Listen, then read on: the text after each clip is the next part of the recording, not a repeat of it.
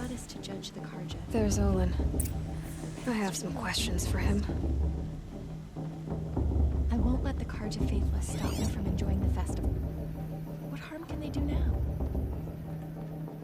I heard he'll ask for a mate blessing if he wins. Not with this girl, but her sister. Imagine. Aloy, now that the blessing has been made, you and I finally have a moment to speak. I hope the ceremony wasn't too unpleasant for you, given your circumstances.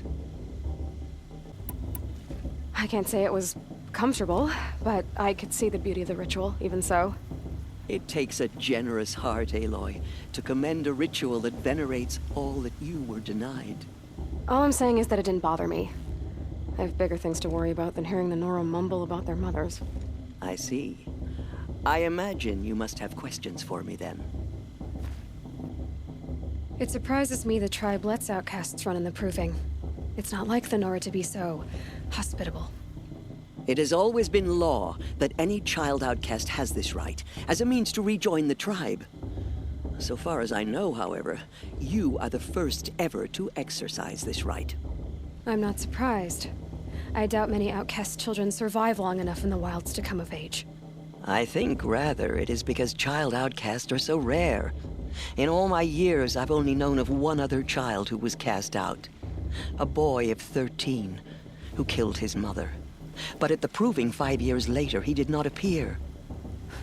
No. I'd be surprised if he survived very long on his own. But at least he had a chance. Other tribes would have simply executed him. It may be hard for you to accept, Aloy, but the practice of shunning is, relatively speaking, humane. Oh, is it? Try it out for 18 years, Tirsa, and then let me know what you think. Why was I made an outcast at birth, Tirsa? What crime could I have committed even before I was born?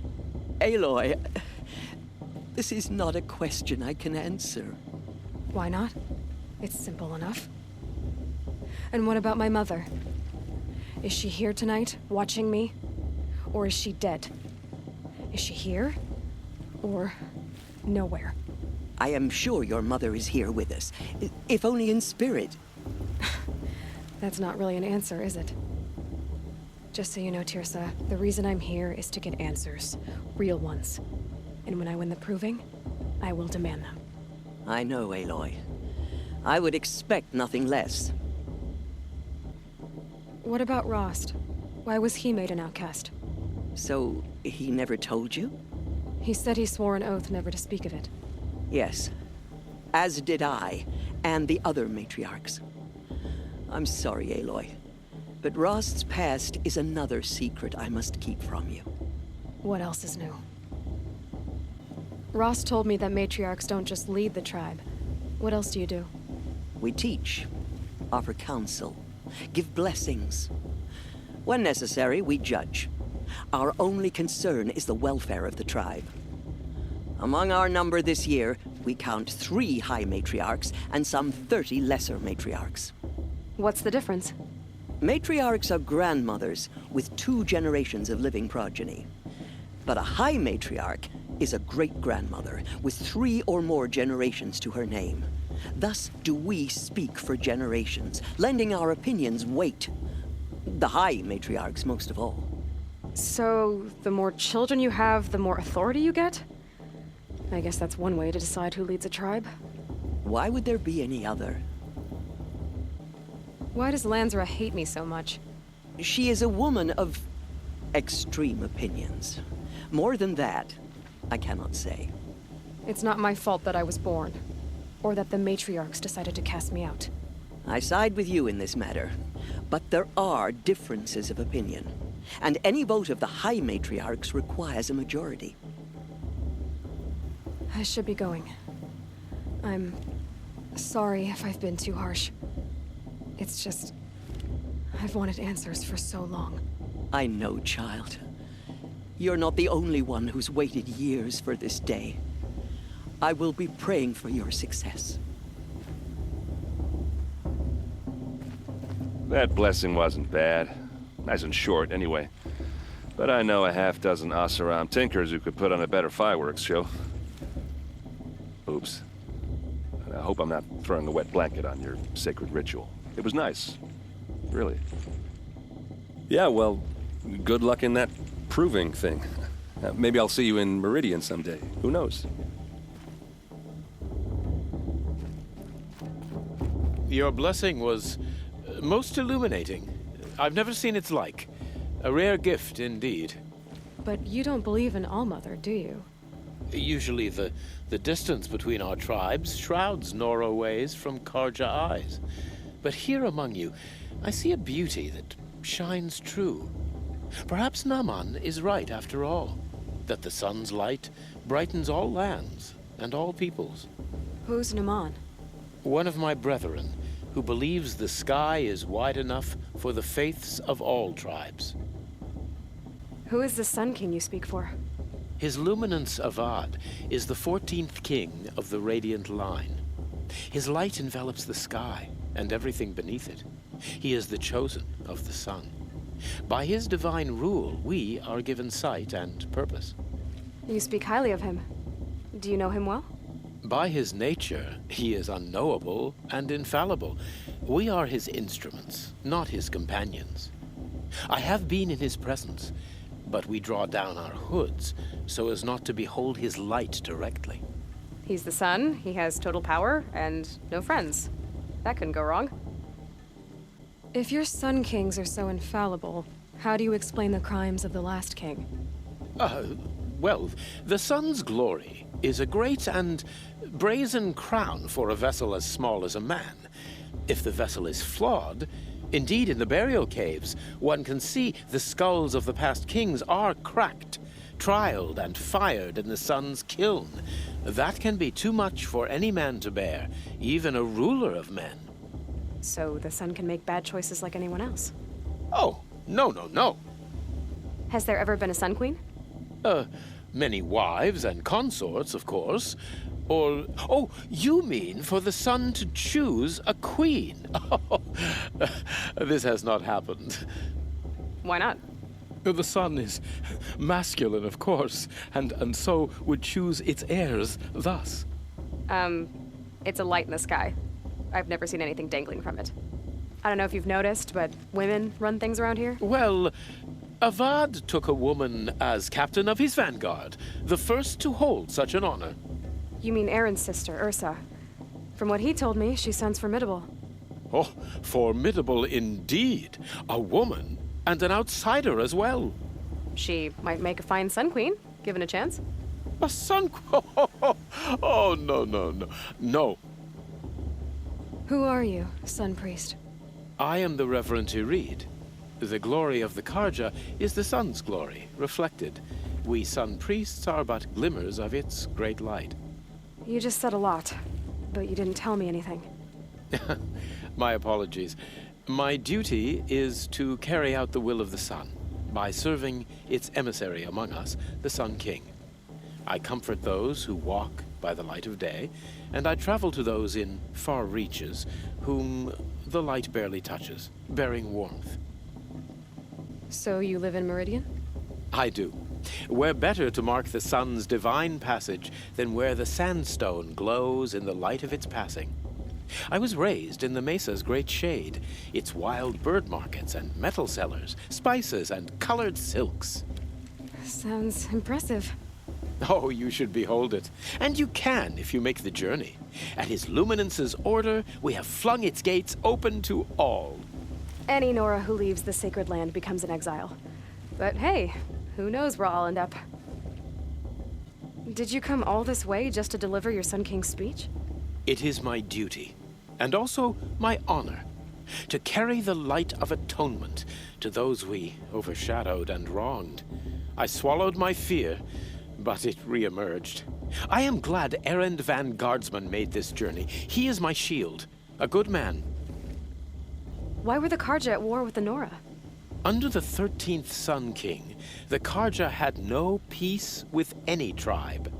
His luminance has sent those days to dusk. We must renew the light that binds us, though few volunteered to come here. The Nora scare you. They're good at making people feel unwelcome. It's said one soldier died for every Nora taken alive. But I see you can be as calm as you are fierce. This has been illuminating, but I should get going. You have already been blessed, but may the dawn find you, the day warm you, and the dusk have light to guide your path.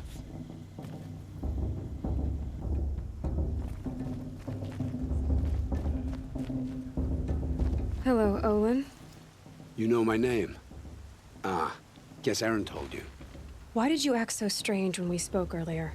Must be this festival. I'm really not one for crowds. Maybe I should just turn in. Stop dodging my questions. All right, cool your fire. I got nothing to hide. What are you doing here, Olin? Why come to Noraland? Aaron needed a scout for his expedition, and a second for his drinking. That's all. Someone to stop the Sun Priest getting lost. When all this is over, I'm back to delving ruins, rummaging for scrap, scrounging up trinkets to sell. So you're an explorer? Just another Outlander, girl. A man's gotta make his shards. I just make mine in service to the King's court. That's all. I've never seen anyone else with a focus. Where exactly did you find it? In a ruin, north of the Claim. That's our name for the Oseram homeland. Up there, the metal seams run deep. Steel giants half buried in loose soil. Forgotten caves that the old ones bored into mountain rock. Your eyes just lit up. I found my focus in a cave just like you're describing. A ruin of the old ones. If you've delved yourself, you know as much as I do. Go to those places for answers. Not me. When we spoke earlier, you winced, then looked like you were in pain. Or frightened. Did your focus show you something? It didn't show me anything. I told you. It malfunctioned. Happens all the time. Mine's never malfunctioned, and I've had it since I was a child. So yours is in better shape then. I'm sure the land here is full of relics. Seeing how you Nora are too scared to delve the ruins. Because they think ruins are cursed. But I never said I think that. If the North acknowledges a curse, I'm inclined to agree. I don't understand. We have this device in common, but you can't wait to stop talking to me. I already have all the friends I need, girl. I don't need the bother. I'm used to being shunned by the tribe. I thought you'd be different. It's nothing personal. It really isn't. You should... try to enjoy yourself tonight. Big day tomorrow. Always best to make every day count.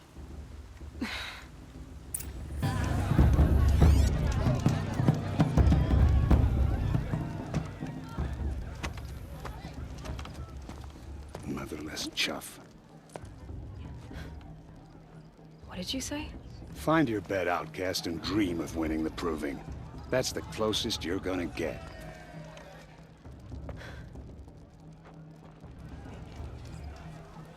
Oh, this is the bedhouse? With you standing guard, I figured it was the latrine. Your very presence here...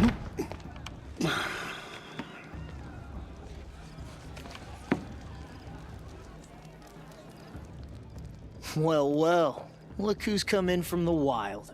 The motherless outcast. I see you've still got a scar from where that rock I threw hit you. Now that's a cherished memory. You can be a real lard sometimes, boss. Cut it out.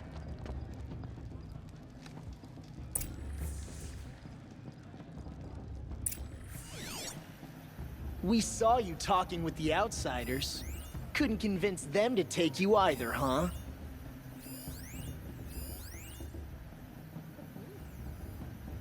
Where's your bite, outcast? Or did you need my permission to speak in the presence of a true Nora? Aw, you even try to dress like a real Nora. Not that it fools anyone. So this is how it's gonna be with you, is it? This is how it's gonna be with everyone, outcast. You belong in the wilds, not Mother's heart. And you definitely don't belong in the proving. You can sense it. You already know you're gonna lose. I've trained all my life for the proving. I'm not afraid of you. I'm not afraid of anything. Really? Confidence is quiet. You're not. You know, I often think of the day I gave you that scar. It's a cherished memory. Yeah. The look on your face when I knocked that stone out of your hand was pretty entertaining. But I suppose you leave that part of the story out when you tell it, don't you? I branded you that day to mark your shame. All you did that day was make me stronger. Just wait. I'll show you tomorrow. Yeah, right. This is boring. Time for Boss to get some sleep. You'll be the one surprised tomorrow, Outcast. Not me. Oh, are you gonna shut your mouth? Because that would be a surprise.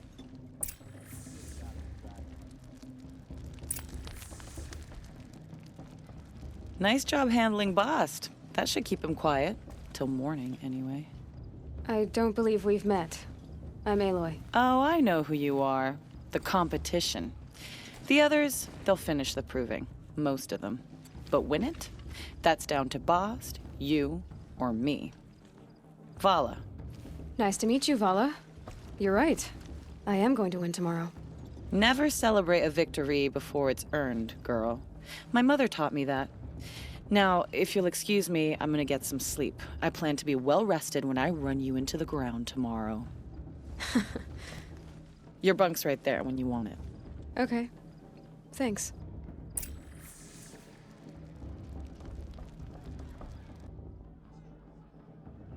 So, your first day in Mother's heart. What do you think?